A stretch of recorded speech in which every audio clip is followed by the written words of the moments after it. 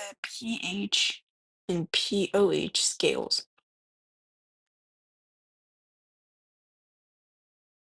So both of these range from 0 to 14, with 7 being neutral, or 7 is the point where there's water. So there's equal concentrations of um, hydrogen ions and hydroxide ions. Because if you look at this, if you take a hydrogen ion and a hydroxide ion, put them together, you get water. Pretty simple. Now, pH is measured from the concentration of hydrogen ions.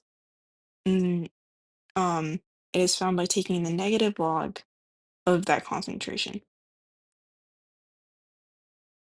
So if you have the pH scale, so 0 to 14, this is measuring the concentration of hydrogen ions, not hydroxide ions. However, if the pH is greater than 7, uh, it means that the concentration of hydrogen ions is pretty low, meaning that the concentration of hydroxide ions is greater. So that's why you still know that it is basic.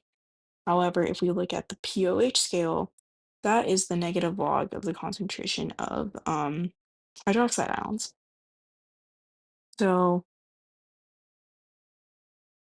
on the pOH scale, it's kind of inverse. If on the pOH scale, it's greater than 7, and that means the solution is acidic. Is then that means the concentration of hydroxide ions is pretty low, and then um, that means the concentration of hydrogen ions is greater. So we can also say that pH, I mean, yeah, pH plus pOH is equal to 14. This can kind of also be written as with the ion product constant for water, which is the concentration of hydrogen ions times the concentration of hydroxide ions is equal to 1 times 10 to the negative 14. So these are the two equations that you need to keep in mind when you're either finding pH, pOH, or the concentration of hydrogen ions or hydroxide ions. I want this video to be like 2 hours long. Um, I'm gonna give some like scenarios where you would use each equation, but I'm not going to like solve them out completely. You can do that on your own, okay? Okay. So using the ion product constant for water, so that's also just written as Kw, um, which is this equation.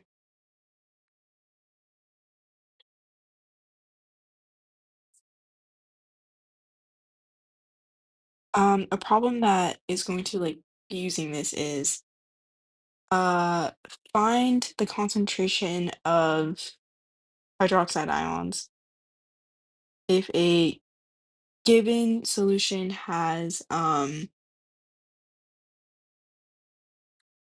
a concentration of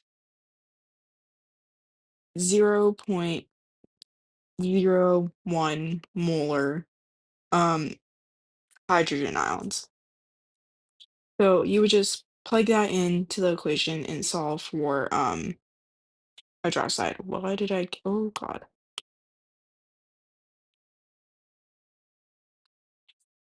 There we go. Okay. And then using the pH and pOH equations, so pH equals negative log of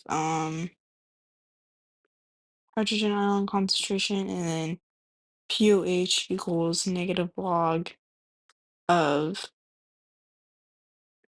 hydroxide ion um concentration, a problem for that is going to be like pretty straightforward and just say um like if a solution has a 0.01 molar concentration of hydrogen ions, what is the pH? And then you would just plug that into one of the equations. Obviously on the test you might encounter something more complex than this. It might even like require you to use both, but those are the basics, and then everything else kind of just builds from there, where it's just like more steps, but same equations. Okay, the last thing that I'm going to go over in this video is the K equilibrium expression for acid for weak acid and base dissociations. Um, so our K equilibrium constant from the previous unit we know is the concentration of um products over the concentration of reactants. So in a acid or base scenario, we're going to be using acids, but for base, it's basically the same exact thing. We are going to have our initial concentration of the acid on the bottom, and then we're going to use AH to represent that.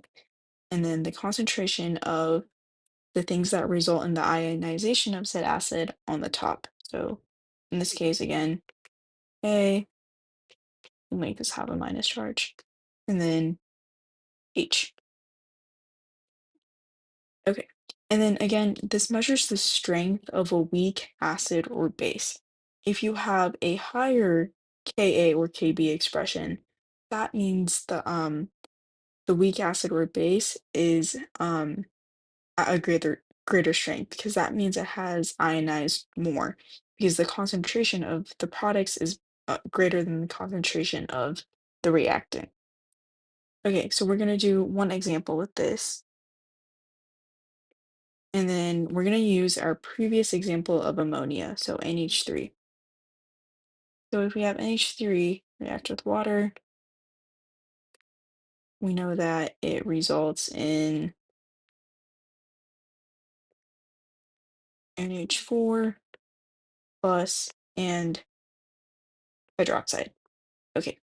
And also we have the double arrows because um, both NH3 and NH4 and hydroxide are existing like at the same time. Um, NH3 isn't being completely ionized for us to only use the forward arrow. And again, that's pretty much the only reason that we are using uh the Ka expression for this, because it's a weak acid. Or yeah, it's a weak base in this scenario, but you get what I mean. So trying to find the example for this. Okay.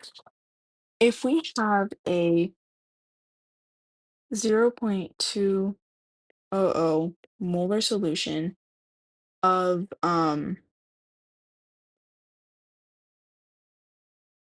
ammonia, we are going to try to find the pH of this solution. So to find the pH, we are going to have to find the concentration of the products of this reaction. And to do this, we're going to make an ice table. And then ice stands for initial, so the initial concentration of the reactant and products, the change in concentration, and then what the concentration reaches at equilibrium.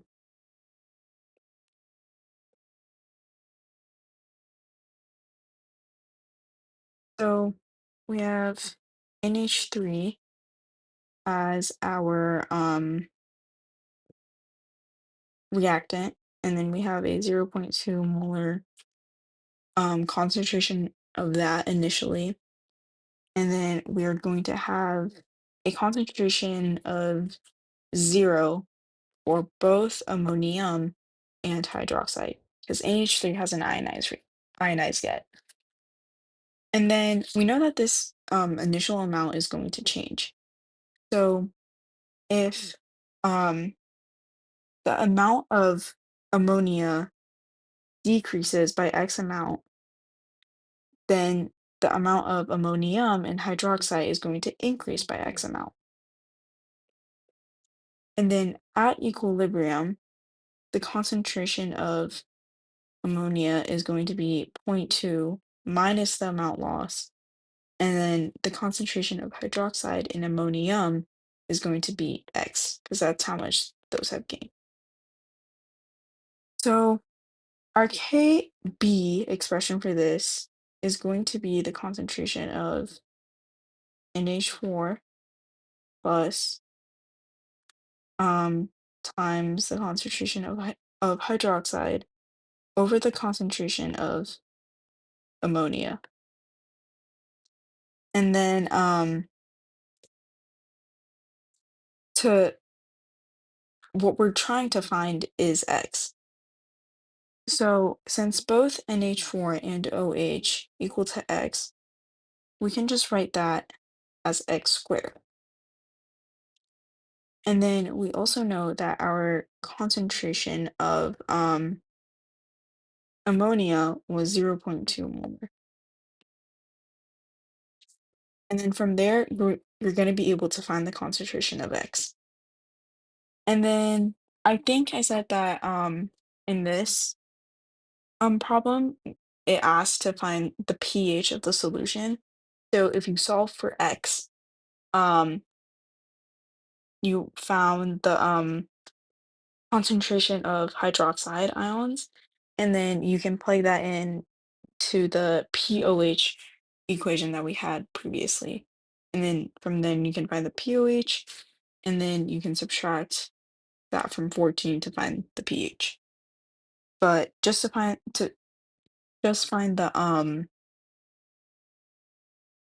the concentration, you would just use this.